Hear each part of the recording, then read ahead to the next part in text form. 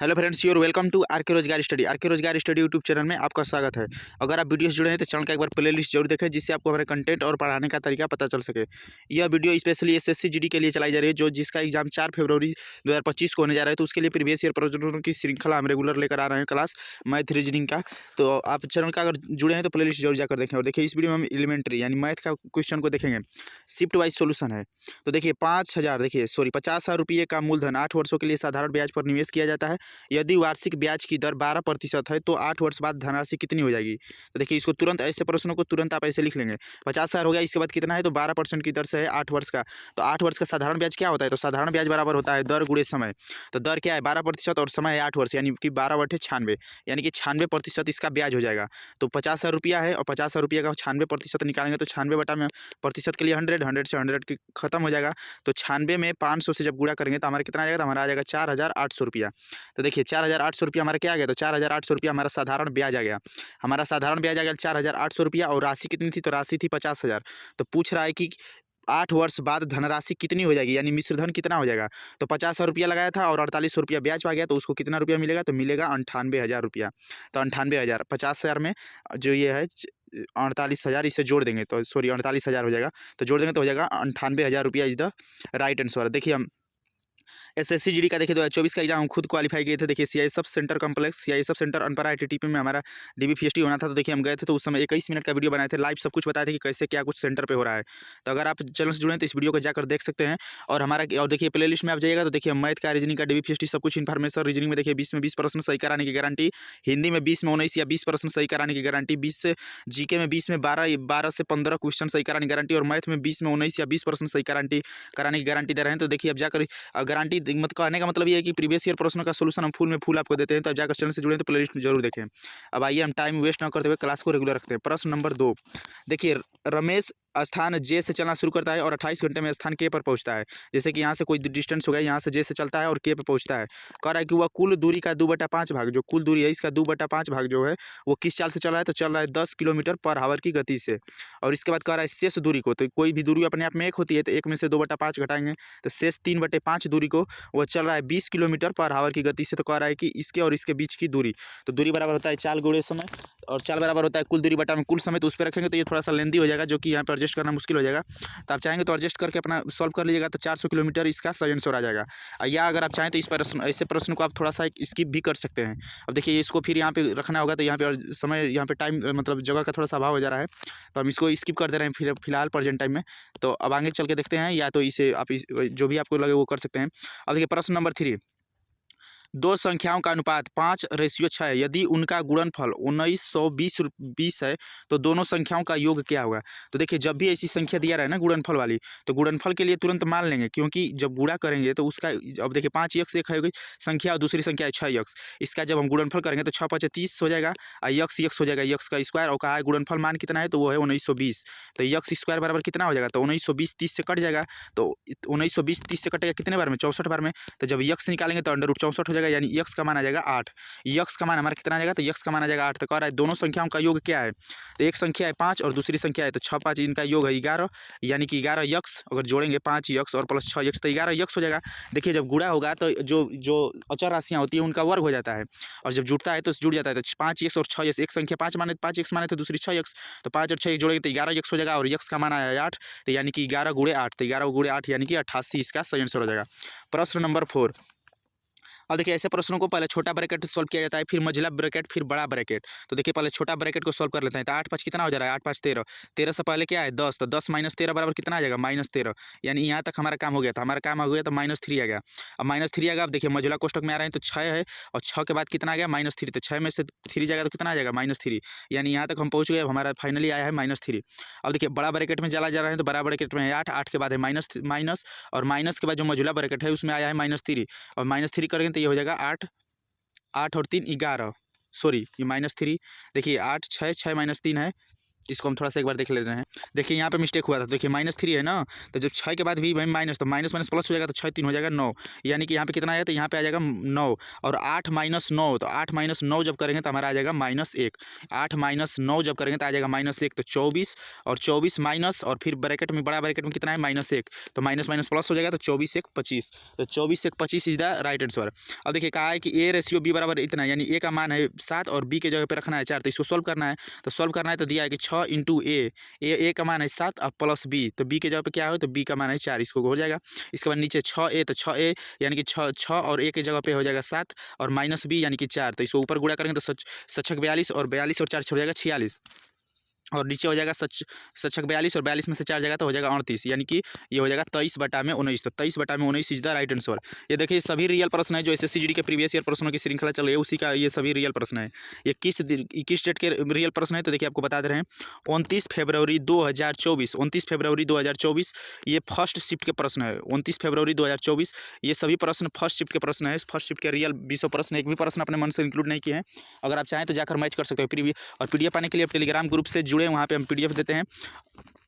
अब देखिए इसको सॉल्व करना है, तो देखिए 144 में 2 का गुणा करेंगे, तो 144 में जब आप 2 से मल्टीप्लाई कर देंगे तो कितना आ जाएगा, तो 144 में जब हम 2 से फाइनली मल्टीप्लाई करेंगे तो ये हो जाएगा 288 और इसके बाद 288 होगा। इसके बाद 100 प्लस है 13 × 5 = 65, यानी कि 650 माइनस 10 दूनी के 20। अब देखिए 650 में से 20 जाएगा तो आ जाएगा 630, तो यहाँ से 630 डायरेक्ट जोड़ देंगे तो ये हो जाएगा 8 8 3 11 6 2 8 1 9, यानी कि 918 इज द राइट आंसर। अब देखिए प्रश्न नंबर 7वां, वेरी वेरी इंपॉर्टेंट प्रश्न। एक के किस मान के लिए 25 45 ए 8 से डिवाइड है, यानी कि इसको 8 से डिवाइड करना है, कहने का मतलब ये है। तो कह रहा है कि ए के जगह पे क्या होना चाहिए कि ये 8 से डिवाइड हो जाए। तो बहुत से स्टूडेंट क्या करते हैं कि इसको सभी को पूरा डाटा को ही डिवाइड करते हैं, लेकिन ये आपका इसमें आपका ज़्यादा समय लॉस होता है। तो देखिए आपको डिविजिबिलिटी रूल पता होना चाहिए।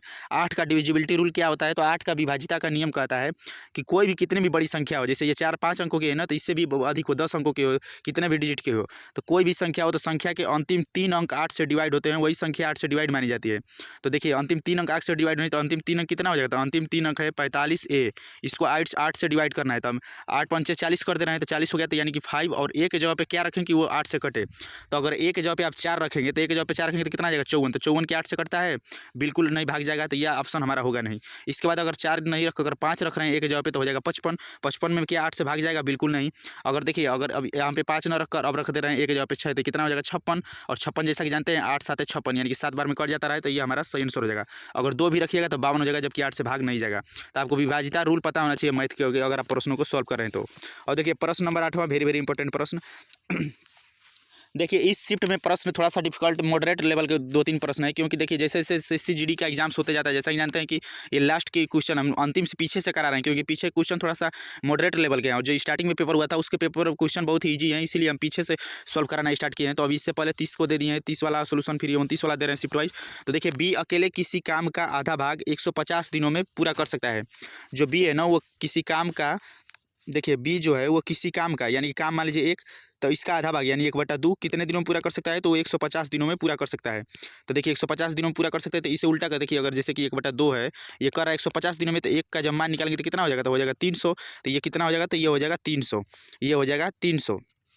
देखिए इसको अब इसको उल्टा गुणा करते हैं, तो इसको उल्टा गुणा कर देंगे तो हो जाएगा 2/1 × 300, 2/1 × 300। तो ये देखिए फाइनली कितना आएगा, तो फाइनली हमारा आ जाएगा 300, सॉरी 1/2 × 150 हो जाएगा ना 150, तो ये हमारा आ जाएगा 300। तो देखिए टोटल काम हमारे यहाँ से निकल कर आ जाएगा, कह रहा है कि 30 दिनों में बी द्वारा उसी काम को पूरा करने में कितना, तो 30 दिनों में, तो ये टोटल काम है 300, और 30 दिनों में कह रहा है तो 30 से भाग कर देंगे, तो 30 दाएं 10, तो 10% is the right answer. Next प्रश्न पे आ जाएंगे, प्रश्न नंबर 9, प्रश्न नंबर 9 पे आ जाएंगे। देखिए ए किसी काम का 4/5 भाग 10 दिनों में पूरा कर सकता है। तो देखिए ए जो है वो किसी काम का 4/5 भाग 10 दिनों में पूरा कर सकता है, 10 दिनों में। तो देखिए आपको बता दीजिए ना कि इसको बराबर में जब रखेंगे तो उल्टा हो जाएगा, तो उल्टा इसको कर देंगे, तो ये हो जाएगा 5/4 × 10। अब इसे मल्टीप्लाई करेंगे तो 2 दूनी के 4 और 2 पंचे 10, यानी कितना आ गया, तो आ गया 25/2, तो 25 में 2 से भाग करेंगे करेंगे यानी कि आ गया 12.5 दिन। कितना आ गया? तो आ गया 12.5 दिन। तो देखिए किसी काम का 4.5 यानी 4/5 भाग 10 दिनों में पूरा कर सकते हैं, यानी इसकी इफिशियंसी कितनी है? तो इसकी इफिशियंसी आ गई 12.5 दिन। कह रहा है कि बी ए से 5 गुना अधिक कुशल है। जो बी है ना वो ए से 5 गुना अधिक कुशल है, ए से 5 गुना अधिक कुशल है। तो बी यानी कि बी जो है वो ए से 5 गुना अधिक कुशल है, तो 5 गुना अधिक कर दिए। अब यहाँ से टोटल काम निकालेंगे, तो टोटल काम के लिए क्या करेंगे? दिया है ए का, तो ए एक दिन में कर रहा है, एक 12.5 दिन में वो कर रहा है एक काम, तो यानी इसको मल्टीप्लाई कर देंगे। तो मल्टीप्लाई करेंगे तो आ जाएगा 12.5। 12.5 हमारा क्या निकल के आएगा? टोटल काम। टोटल काम कितना करना है? तो टोटल काम करना है 12.5 दिन। तो कह रहा है बी अकेले उस काम को कितने दिनों में करेगा? तो बी एक दिन में 5 काम कर रहा है, तो 12.5 काम करना है, टोटल काम करना है 12.5, और बी एक दिन में 5 काम कर रहा है, तो इससे भाग कर देंगे। तो भाग कर देंगे तो 2.5 दिन इज द राइट आंसर। अब देखिए माइंडसेट हमेशा ऐसा रखना चाहिए मेरे दोस्तों कि जो आपको आता है वो आप कर लेंगे, जो आपको नहीं आता है वो आप सीख लेंगे।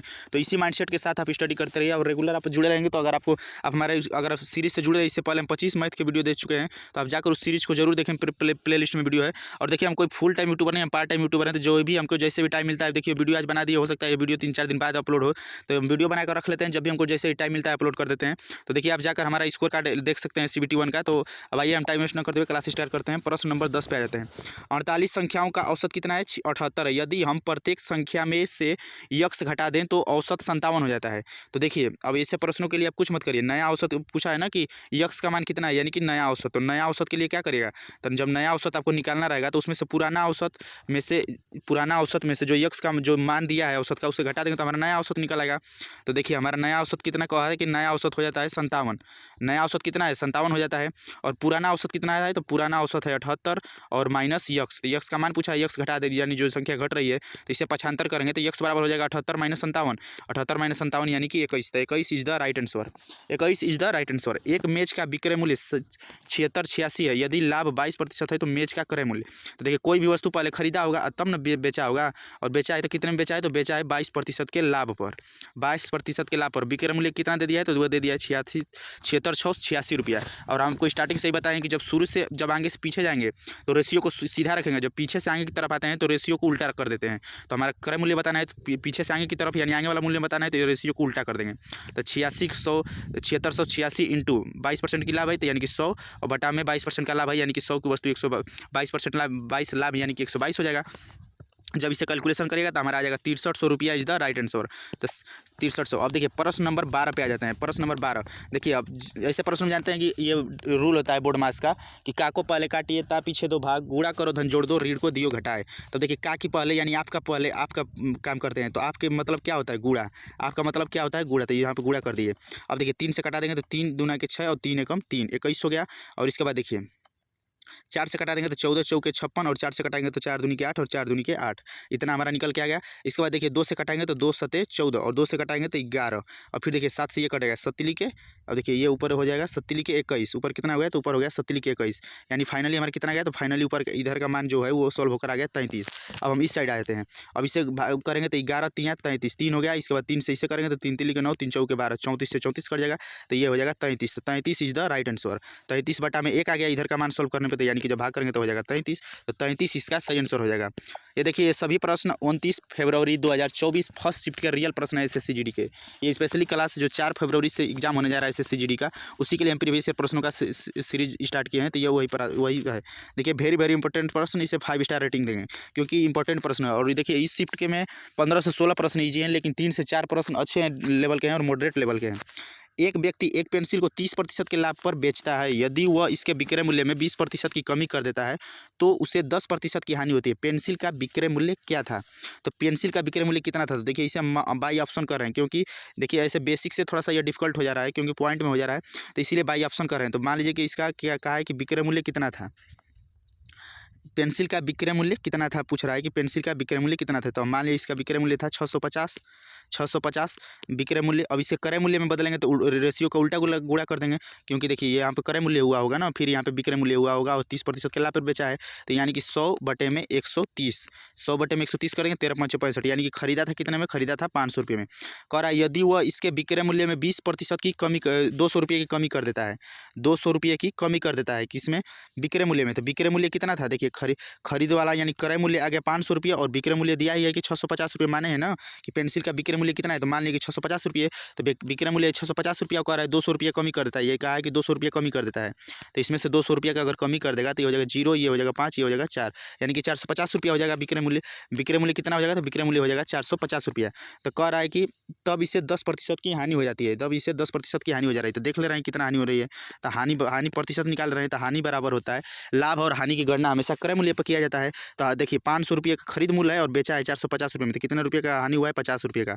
कितने का खरीदा था, जितने पे खरीदा था उसी पे तो लाभ और हानि की गणना हो गई कि लाभ हो रहा है घाट। जब इसे घटाएंगे तो ये हो जाएगा 50 से 50 100, 50 से 50 10 और 10 दाइम 100, यानी हानि बराबर कितना हो जाएगा, तो हानि बराबर हमारा आ गया 10%, जो कि आंसर में ऑप्शन में कहा है प्रश्न में कि 10% की हानि होती है। तो इस हिसाब से फर्स्ट वाला ऑप्शन जो है बिल्कुल 100% सूटेबल बैठ रहा है, तो यही हमारा आंसर हो जाएगा। प्रश्न नंबर 14, एक मोबाइल फ़ोन के मूल्य में 15% की वृद्धि होती है और नया मूल्य इतना हो जाता है, तो वास्तविक मूल्य। देखिए कोई पहले मान लीजिए कि कोई भी मूल्य था, वास्तविक मूल्य कितना बीत रहा होगा, उसमें क्या हुआ है कि उसमें 15% का लाभ हुआ है। इसके बाद यह मूल्य कितना हो गया, तो मूल्य हो गया है 11,500। तो कहा है कि वास्तविक मूल्य, यानी कि बताया ना कि जब भी शुरू का मूल्य निकालना रहे तो रेशियो को उल्टा गुणा करते हैं, तो 11,500 ऊपर हो जाएगा 100 बटा में रेशियो को उल्टा गुणा करेंगे 115, 115 से 15 कट जाएगा, यानी कि 10,000 रुपया इसका सही आंसर हो जाएगा। नेक्स्ट प्रश्न, एक आयत का परिमाप 22 सेंटीमीटर है और लंबाई 1 सेंटीमीटर है, तो आयत का क्षेत्रफल। देखिए आयत कैसा होता है, तो आयत इस प्रकार का होता है, आयत का लंबाई दे दिया 1 और आयत का परिमाप, तो परिमाप अब इसके लिए आपको पता होना चाहिए क्या चीज़, तो फार्मूला आपको पता होना चाहिए कि आयत का फार्मूला क्या होता है। तो आयत का जब आयत का परिमाप का फार्मूला निकालेंगे, आयत का परिमाप, तो आयत का परिमाप का फार्मूला अगर आप पढ़े होंगे तो आयत का परिमाप का फार्मूला होता है 2 कोष्ठ में लंबाई धन चौड़ाई, 2 कोष्ठ में लंबाई धन चौड़ाई, 2 कोष्ठ में लंबाई धन चौड़ाई। तो देखिए परिमाप कितना दिया है, तो परिमाप दिया है 22 सेंटीमीटर, तो परिमाप के जगह पर रख दिया 22 सेंटीमीटर, ब्रैकेट में 2, लंबाई का मान कितना है, तो लंबाई का मान है 1 और चौड़ाई का मान नहीं दिया है, तो चौड़ाई का मान हम अपने से मान ले रहे हैं यक्स, तो ये हो जाएगा यक्स। इसके बाद इसको 75 करेंगे तो ये हो जाएगा 22 बटा में 2 प्लस हो जाएगा अचर राशि के साथ होगा तो 2x, 2x हो जाएगा। तो जब इधर करेंगे तो 2x बराबर हो जाएगा 22 में से 2 घट जाएगा तो हो जाएगा 20, यक्स का मान कितना आ जाएगा, तो यक्स का मान आ गया हमारा 10 सेंटीमीटर स्क्वायर हमारा आ जाएगा यक्स का मान। अब कहा है कि आयत का क्षेत्रफल कितना है, तो आयत का क्षेत्रफल का फार्मूला क्या होता है, तो आयत का क्षेत्रफल का फार्मूला होता है लंबाई गुणे चौड़ाई। आयत का क्षेत्रफल का फार्मूला होता है लंबाई गुणते चौड़ाई। तो लंबाई का मान कितना है, तो लंबाई का मान दिया है 1 और चौड़ाई हमारा कितना निकल के आ गया, यानी x माने थे ना चौड़ाई, तो x का मान आ गया 10 सेंटीमीटर, तो 10 से गुणा कर देंगे तो 10 centimetre square is the right answer. इसका सही आंसर हो जाएगा 10 सेंटीमीटर। नेक्स्ट प्रश्न, अब देखिए आ जाएंगे नेक्स्ट प्रश्न पे। अगर आपको सोल्यूशन पसंद है तो प्लीज़ वीडियो को लाइक करिए जरूर और कमेंट बॉक्स में कमेंट करके एक प्यारा सा कमेंट जरूर करें। 40% की वार्षिक दर पर ऋण दी गई एक निश्चित धनराशि 1 वर्ष के लिए चक्रवृद्धि ब्याज पर अर्धवार्षिक है, यानी कि कोई राशि दी गई है। देखिए कोई भी राशि है वो कितने प्रतिशत के लिए दिया है, तो दिया है 40% की दर से कितने वर्षों के लिए, तो 1 वर्ष के लिए। लेकिन जो ब्याज है ना वो ब्याज अर्धवार्षिक है, चक्रवृद्धि ब्याज। तो जब ब्याज अर्धवार्षिक होता है ना तो दर आधा हो जाता है, यानी दर 20 का आधा 10, 40 का आधा 20 हो जाएगा और समय दुगुना हो जाता है, समय 1 वर्ष के बजाय लगेगा 2 वर्ष। ये देखिए रूल होता है। और 1 वर्ष के लिए साधारण ब्याज के बीच का अंतर, तो 1 वर्ष के लिए अगर साधारण ब्याज निकालेंगे तो साधारण ब्याज बराबर होता है दर गुणे समय। तो दर क्या है, दर है 40% 1 वर्ष का, तो ये इसका साधारण ब्याज आ जाएगा 40 और CI जब निकालेंगे 2 वर्ष का चक्रवृद्धि ब्याज, तो चक्रवृद्धि ब्याज क्या होता है, ब्याज पर भी ब्याज लगता है। तो इसका रूल होता है कि एक बार इससे गुणा कर, एक बार पहले दर का पॉइंट लगाकर दर का वर्ग किया जाता है। तो दर है 20 का वर्ग करेंगे तो 400 आ जाएगा। 400 के लिए 2 डिजिट लिख दिया जाएगा, एक जो तीसरा डिजिट बच जाता है वो इस साइड जुट जाता है।